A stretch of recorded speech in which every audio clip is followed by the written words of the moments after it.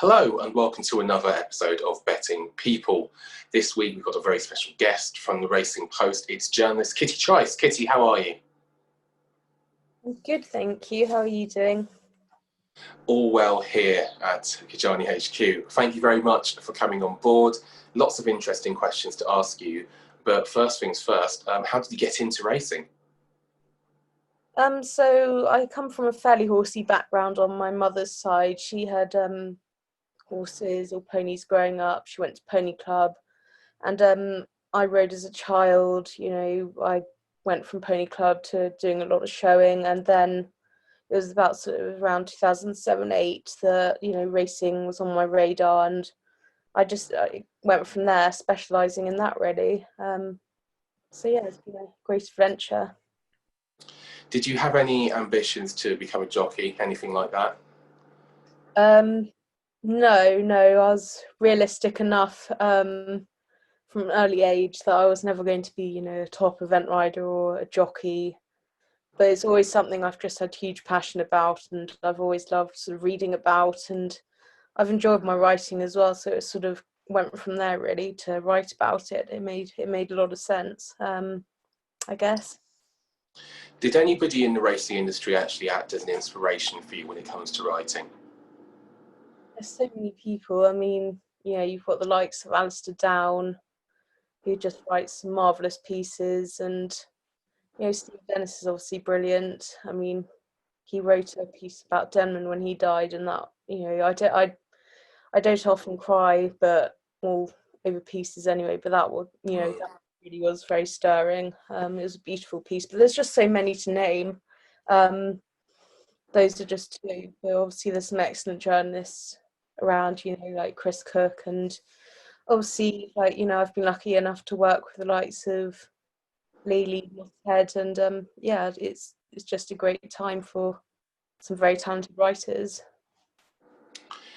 Speaking on from those talented writers and all those people, you obviously learned quite a lot from working alongside them. What are the lessons that you've taken away from being around people like Lee Mottershead in the Racing Post newsroom? Well, I think firstly, it's all about just keeping calm, taking it one step at a time. I mean, racing's such a unique sport.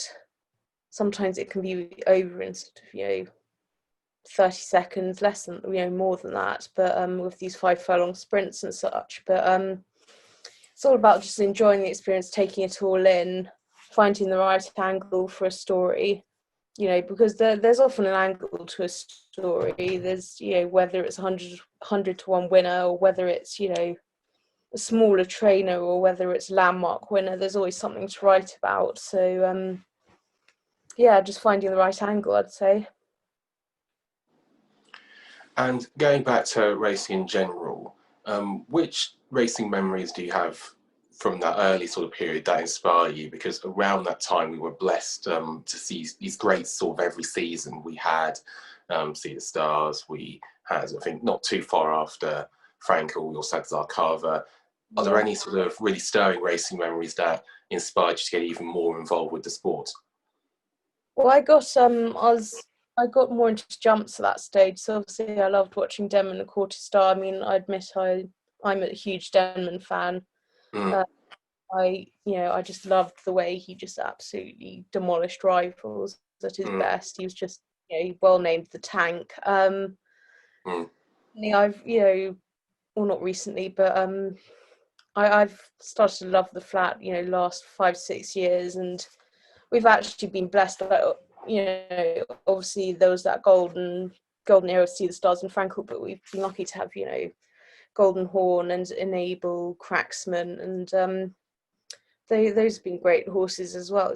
It's not a particular race, but it's just the memory of these very, very good horses. And obviously over the jumps we've had, Sprinter Sacra and Altior, and all the Faheens and Annie Powers of this world. So it's just the individual horses which I always love seeing all of them in action.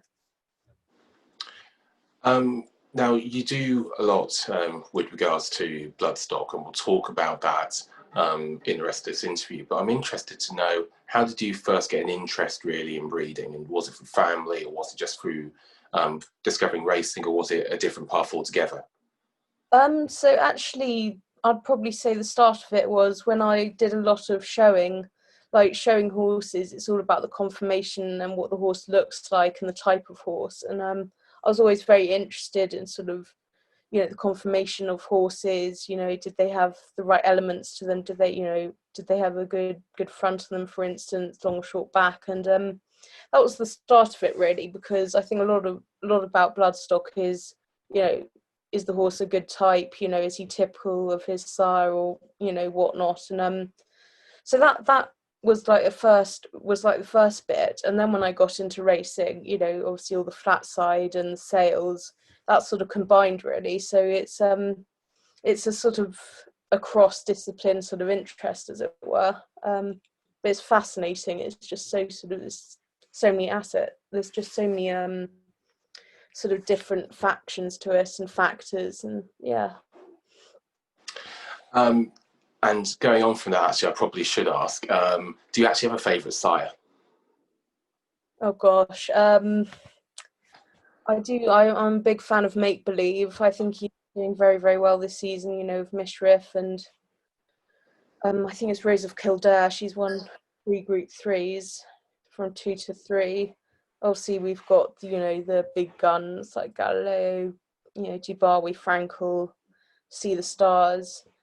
You've got to mention Kingman, I suppose, as well. He's having a storming year. No, I like Make Believe a lot. I'm a big fan of Far.